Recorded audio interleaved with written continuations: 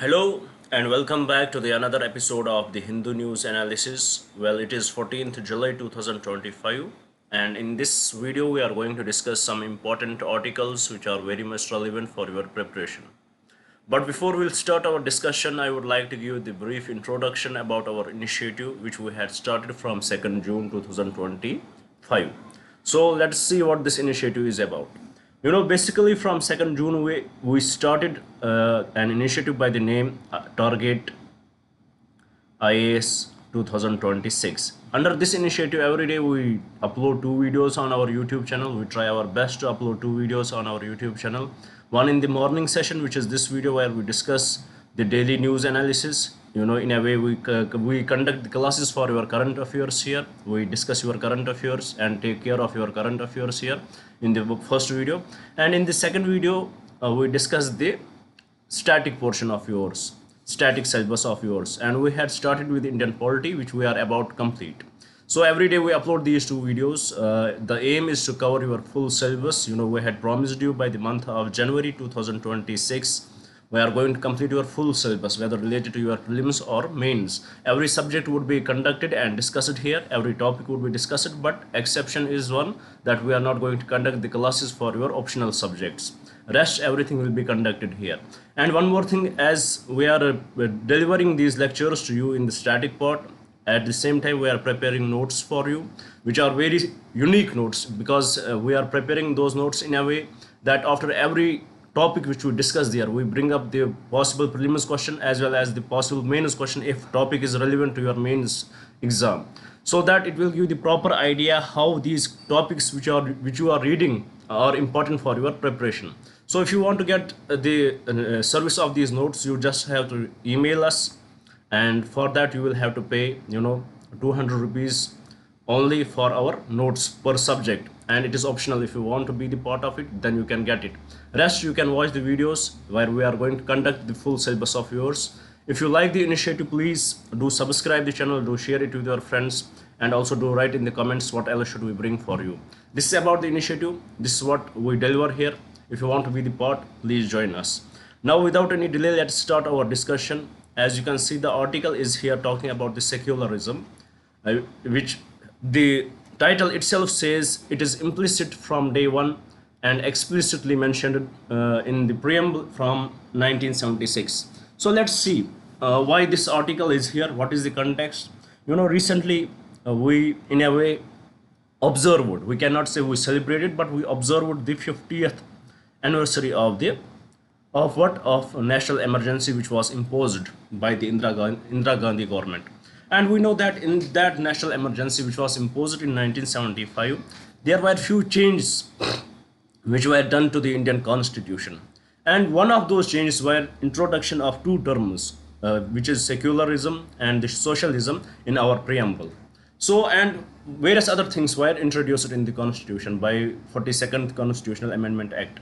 But after the emergency ended, the Janata Party came into the power, and they brought up the 44th Constitutional Amendment Act, and they replaced almost everything what was introduced in the 42nd Constitutional Amendment Act, but except a few things. For example, with respect to secularism, it was kept here in the preamble. With respect to socialism, it was kept in the preamble, and with respect to the president's power to give accent to the bills, it was almost with slight changes that president can recommend back, then he has to accept it. With slight changes, it was accepted again. So the issue here is that if it was not, now the debate is coming from various sectors of our society, that if the secularism was not part of the Indian constitution primarily, why we are still keeping the thing which was introduced in the which was introduced during emergency by the 42nd Constitutional Amendment Act, why we are still keeping it in there? Why we should not remove it? The question is why we should not remove the secularism from the preamble? Why we should not amend it?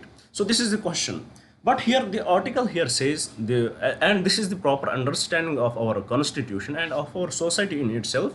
The secularism, it is something which we had grown with, which India as a nation has grown with, whether it would be from the independence, whether it would be from prior to independence, whether it would be from the ancient times, we had always been secular. So for that, let's dig deep into the history and see what were the societies, in India. For example, during the Mauryan Empire, how did it look? What were the Ashoka's rock edicts? What did they talk about the secularism? What they talk about the religion? What they talk about the state religion? What was the claims of the Ashoka with respect to that? For examples, in Ashoka's Rock Edict 7,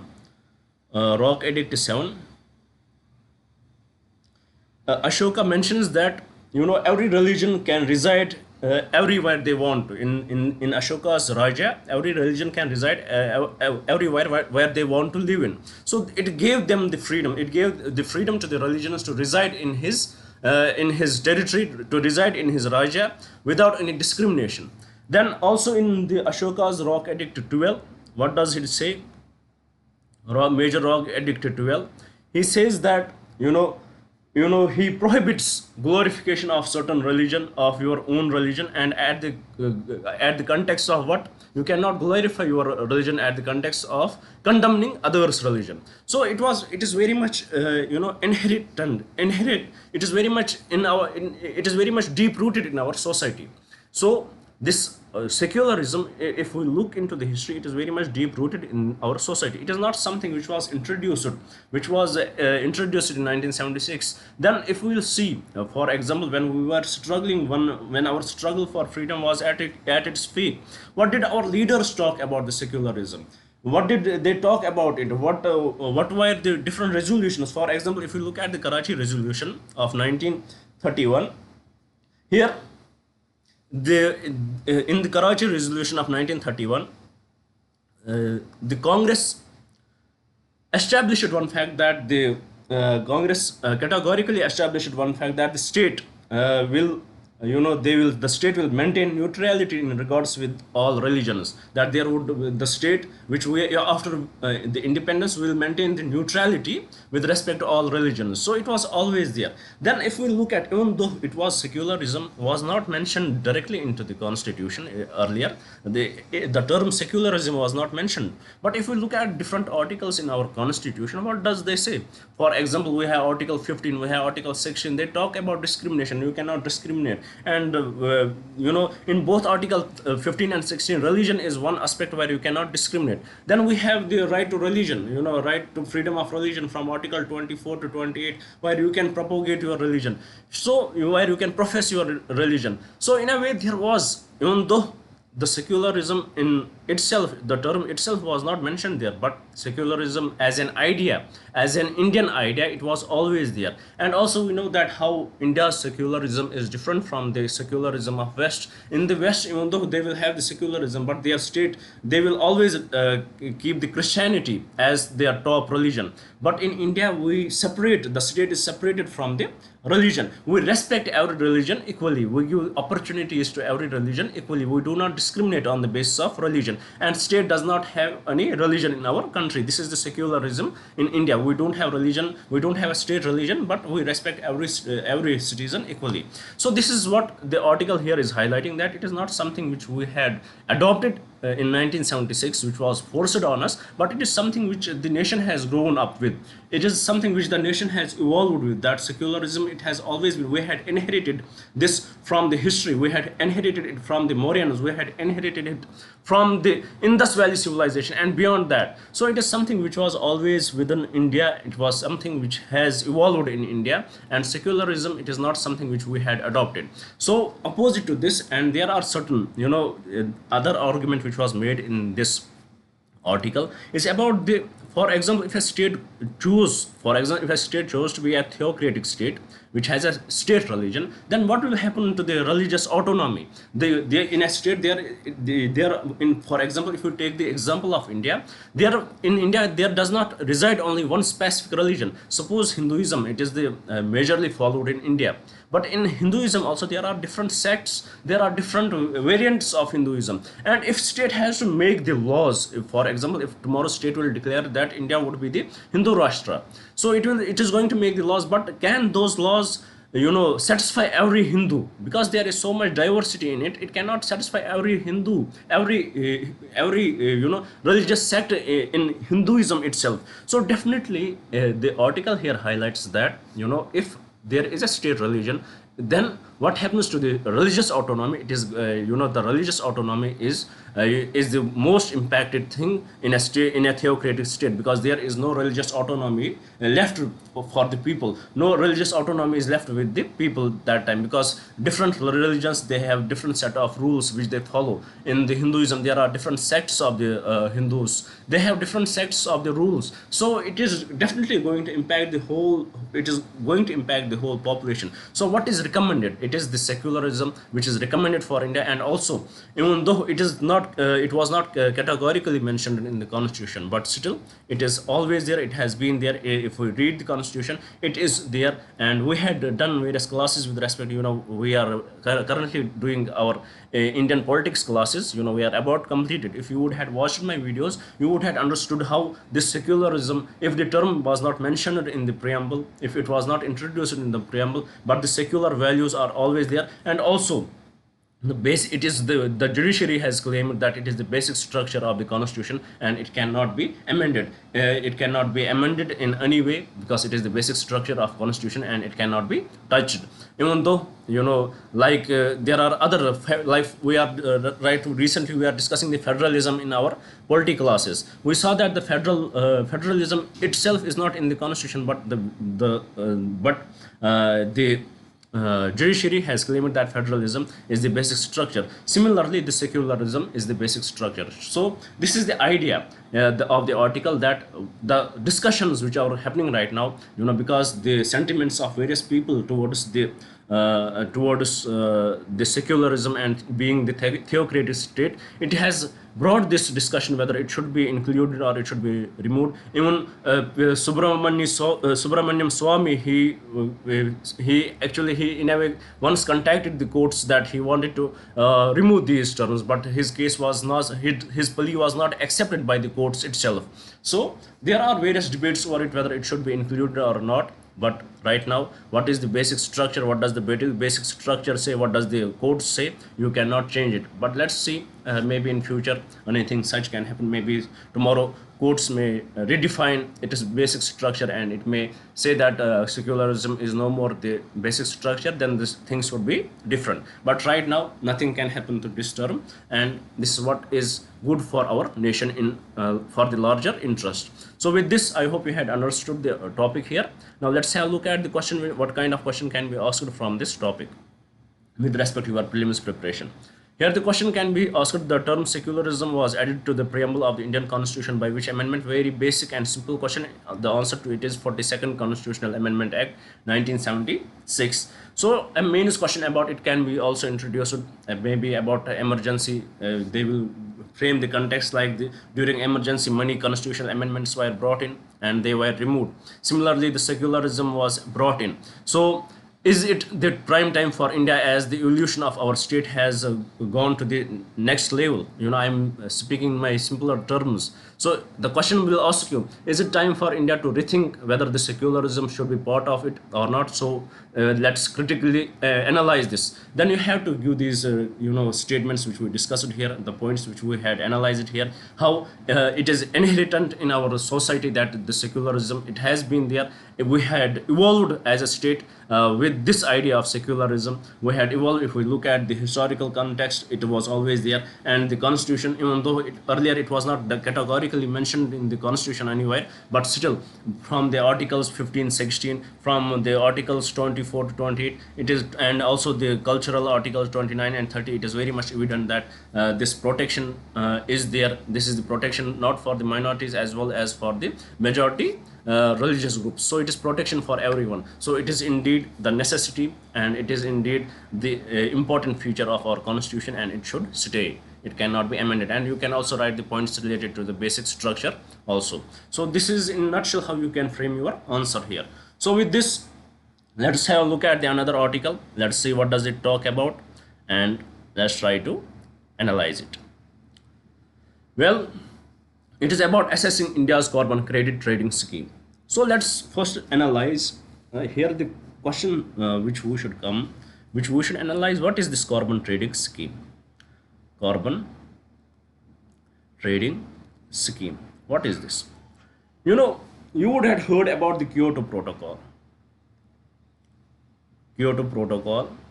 You might have heard about it. And in the Kyoto Protocol, it was established that the countries should opt for reducing the greenhouse gas emissions.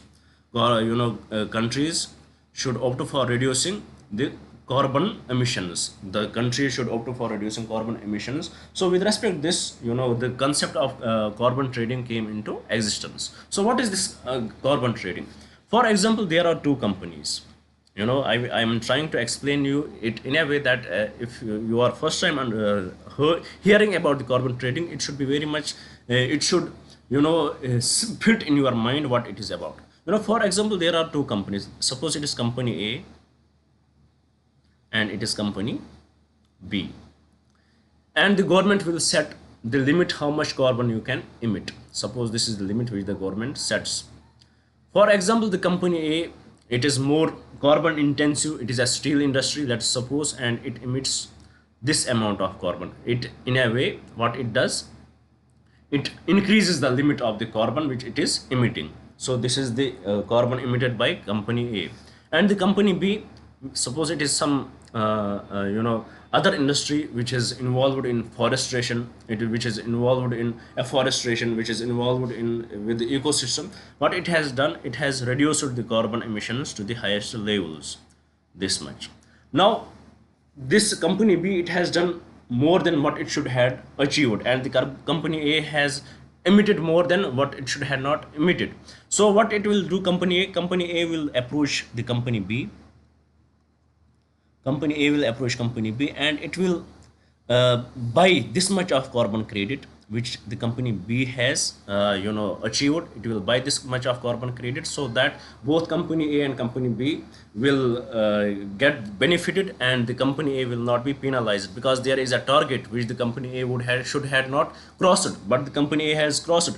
Now to escape from this target, to escape from this penalization, this company A buys this much carbon credit from company B, and it in a way satisfies the limits to which it should have been emitted. This is the carbon, this is the basic, and this is the raw understanding of the carbon trading. Now here, what is the issue with the carbon trading? The issue in the India with the carbon trading is, in India we have the sector specific carbon trading. Sector specific carbon trading, or entity specific carbon trading. It is often followed in our country, that sectors are for the different sectors, different targets are given. But it is argued that the sector specific carbon trading, it is not it does not give us that worthy results. For example, if the sectors are targeted and they are given different targets, once they achieve it, but it is not impacting the impacting the economy as a whole.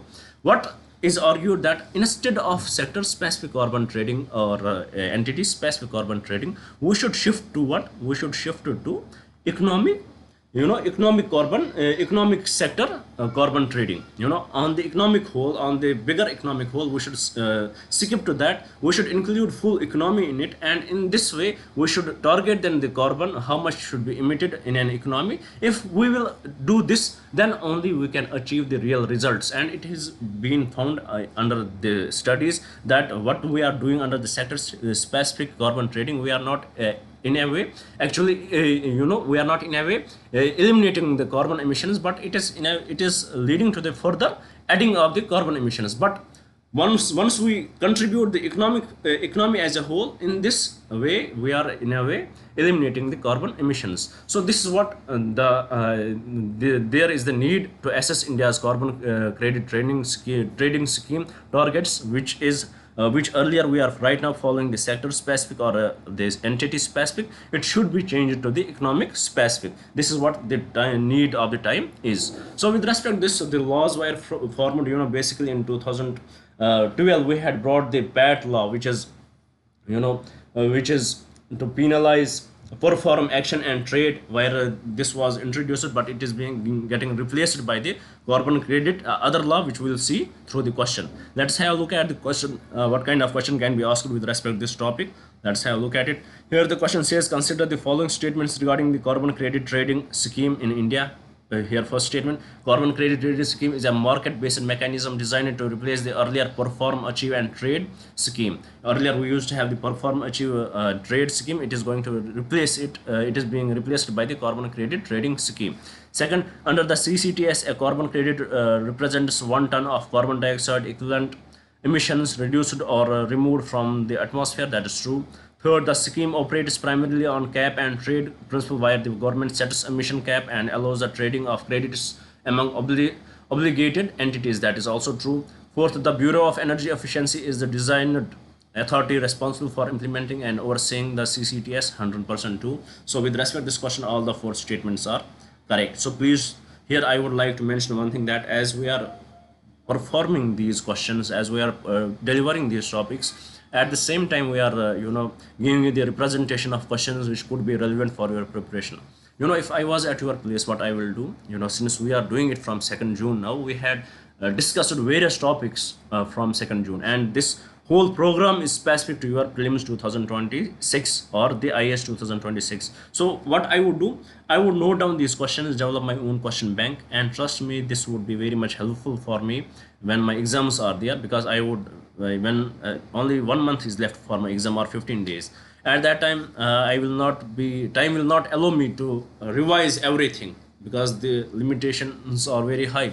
So what I will do, I would just revise these questions, and these questions will definitely connect me with the current affairs, and it will give me the idea what was in the news. And there are chances that such questions can be asked in the exam, if not the questions, but at least the statements can be asked. So being on the preferable side, I would recommend you guys to note down these questions, because these are going to be game changing for you. Trust me on that. Now with this, let's move to the another article and see what it is about. Well, it is the changing landscape of employment. This is the biggest issue in our country right now. We are enjoying the demographic dividend right now. 65% of our population are under 35 years of age. So we have huge youth population in our country. So we have the huge working population in our country. But unfortunately, out of this working population, it is according to the various reports, what is the criteria, how much are employed? Approximately 83% of youth, 83% of our youth are unemployed. So this is a very huge number which is unemployed. So what are the various reasons for this unemployment of the youth? There are various reasons. First, we can say because of after the advent of AI, many jobs were lost. After the advent of AI, many jobs were lost. For example, data entry jobs, they were lost because now AI can do it more efficiently. Even though AI has given opportunity for newer jobs, but for whom AI has given such opportunities? If we look at AI, if we analyze it, AI will only create jobs for whom? For the greatest minds, for those who had the skill set, for those who have the qualification, higher qualification in the computer sciences, for those who had the qualification in these programs. So definitely it is something, it is going to create jobs for whom? For those who had the knowledge, for those who had the skills, and for those who had the qualification, and this number is very less in our country. So it is going to create the jobs for those who are eventually going to get the jobs. Even though AI was not there, these people were going to get the jobs. The issue is different. Issue is not the jobs for these people, even though it is one of the issue, but what are the major other issues? Major other issues are we have the lack of skill set. In our country, our people lack this skill set. We don't have the proper skills which can be used by the companies, which are essential for the companies. So we lack the skills. Advent of AI, it is also one of the major major drawback, one of the major event which will lead to the lack of jobs in our country, lack of skills. And also, our population, our youth, they are going to colleges, they are learning from them. they are successfully clearing their exams. But unfortunately there is no synchronization between the colleges and the industries. The knowledge which the industries require, it is not given through the colleges. So definitely there is a lack of synergy between the colleges and industries. That is also one of the issue, that we are not able to get the jobs, even though there are various various organizations or various reports which say that the job creation has increased. But if we analyze those reports, it is definitely that the job creation in the informal sector has increased, not in the formal sector. And the problem with the informal sector is that you don't have the security, you don't have the assurance in the informal sector. And also there are various issues in, there are various issues because of which the job creation is very much less in our country. It is going to have a wider impact in the future. This demographic dividend, which is the one of the best thing which we can enjoy right now, it can become the demographic disaster if the country, if the nation is not able to produce the jobs. And also one of the major impact of this joblessness is the over dependence on the government jobs. Government cannot create so much amount of jobs, so we have to diversify our skills for the private companies. But this over dependence on the government jobs is also one of the reason. You can take the example of UPSC itself, that every year 10 lakh students, almost maximum 10 lakh students appear for the exam.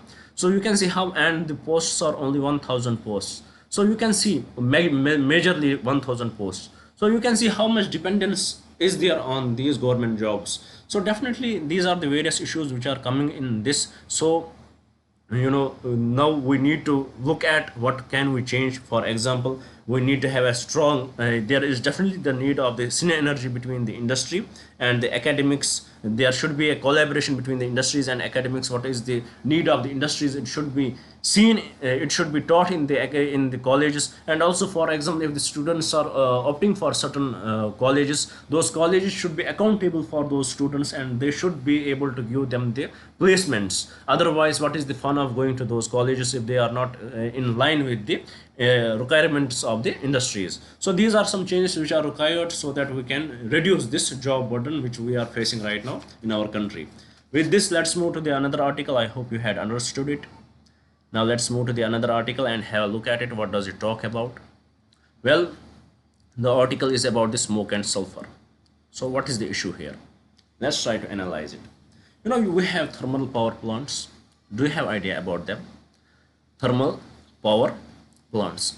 On what fuel do these thermal power plants run?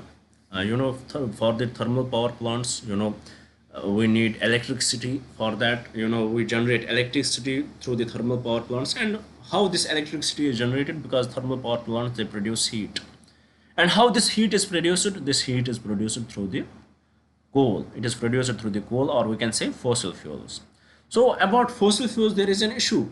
What is the issue? These fossil fuels, when we burn these fossil fuels unchecked, it will contribute to the greenhouse gas emissions. For example, especially the huge amount of smoke will be emitted by them, and also the amounts of sulfur would be emitted by them. Once this sulfur is emitted, now there is an issue with the sulfur too. What is the issue? First, it is the primary source of impurity in this, primary source of pollution, as well as it is the secondary source of the pollution. How it is secondary source of the pollution? It stays in the environment, and once the rain will once the clouds will come in, rain will fall, it will change the pH value of the rain, and rain will become into H2SO4, and it will lead to what? It may lead to the acid rain. And this acid rain is highly disastrous for the humans. It is highly disastrous for the for the deserts, biodiversity. It is highly disastrous for everybody. So in order to reduce it, there was a scheme which was brought in 2015, which is called as flue gas desulfurization. So here, what this flue gas desulfurization, it was told that every industry which deals with the thermal power plants will have to install this flue gas desulfurization there. This this technique or this machine will be introduced there. So in this way this sulfur will be reduced. But the problem with the flue gas desulfurization is, it requires huge amount of money, huge amount of investment, and it is estimate that 97,000 crore it requires for these companies to install. Now the issue is, if these companies are going to install these sulfur flue gas desulfurization technique, then what will be impact of it? The impact will be directly seen in the electricity. The electricity bills will increase to the highest levels. The electricity will become much much pricier. It would be, electricity will become much costlier than it is earlier. So it is going to impact the economy of the country. It is going to impact the middle class. It is going to impact the poor people of our country.